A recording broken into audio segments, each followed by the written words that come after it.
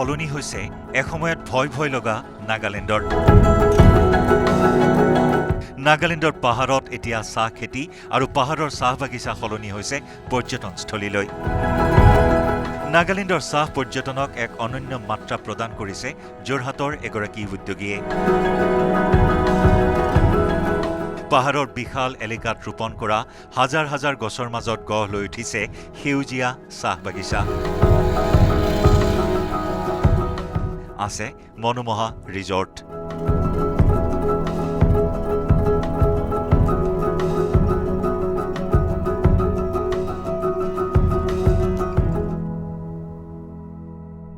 চাহ পৰ্যটনক এক অনন্য মাত্ৰা প্ৰদান কৰিছে যোৰহাটৰ এগৰাকী ব্যক্তিয়ে, আৰু সেয়া কিন্তু অসমত নহয়।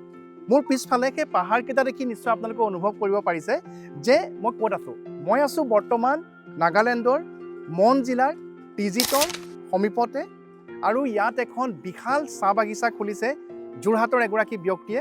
আৰু কেৱল চাহ বাগিচাখন খোলাই নহয়, মাত্ৰ 3 বছৰৰ ভিতৰতে ইয়াতে এই অঞ্চলটোত বিশাল পৰিমাণৰ কেইবা লাখ ইয়াতে গছ-গছনি ৰোপণ কৰিছে, আৰু তাৰ সমান্তৰালকৈ এখন ৰিজৰ্ট স্থাপন কৰি টি টুৰিজিমক এক নতুন মাত্ৰা প্ৰদান কৰিছে নাগালেণ্ডক। আৰু মই দেখুৱাইছোঁ যে তেখেত কোনো নহয়, তেখেত হৈছে যোৰহাটৰ বিশিষ্ট ব্যৱসায়ী কমল জালান ডাঙৰীয়া।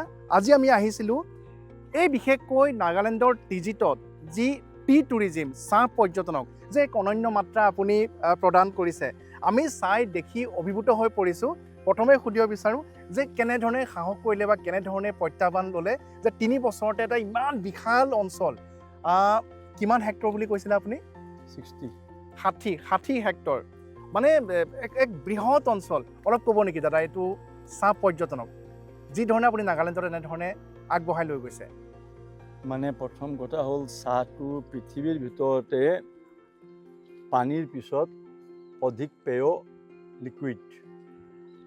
আৰু চাহটো এনেকুৱা বস্তু, ভালতো চাহ, বেয়াতো চাহ, দুখতো চাহ, সুখতো চাহ, বিয়াতো চাহ, মৰণতো চাহ, জন্মতো চাহ। চাহ চাহ চাহ, একাপ চাহ মানে সতেজ হৈ যোৱা। তাকে চিন্তা কৰি ইয়াত মাতি আছিল। এতিয়া এটা ল'ৰা আপোনালোকে দেখি আছে, ৱাংনাই বুলি কিনে একটা ল'ৰা দেখি আছে। এইটো ল'ৰা চাহৰ বিষয়ে টিটো নাজানিছিল। আজি সি পোকৰ পৰা লৈ, জংঘলৰ পৰা লৈ সকলোখিনি সি শিকি গ'ল। আৰু এনেকুৱা ল'ৰাবিলাকক লগাই এতিয়া মহিলাসকল আপোনালোকে দেখিছে, নাগালেণ্ডৰো আছে, আমাৰ অসমৰো আছে, আৰু কি মৰম প্ৰীতিৰ মাজেৰে কাম কৰি আছে।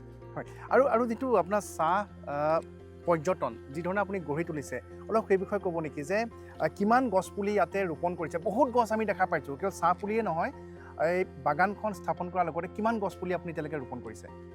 প্ৰায় 8 লাখ, 8.5 লাখ হ'ব। চাহ গছ আছে, নিম গছ আছে, মহানিম আছে, কৃষ্ণচূড়া আছে, ৰাধাচূড়া আছে, বগীপমা আছে, আফ্ৰিকান মেহগনি আছে, কমলা আছে, মৌচুমী আছে, আৰু আপোনাৰ তামোল আছে। মানে নথকা গছ কিজানি কমেই আছে। হয়, চিত্ৰনেলা আছে।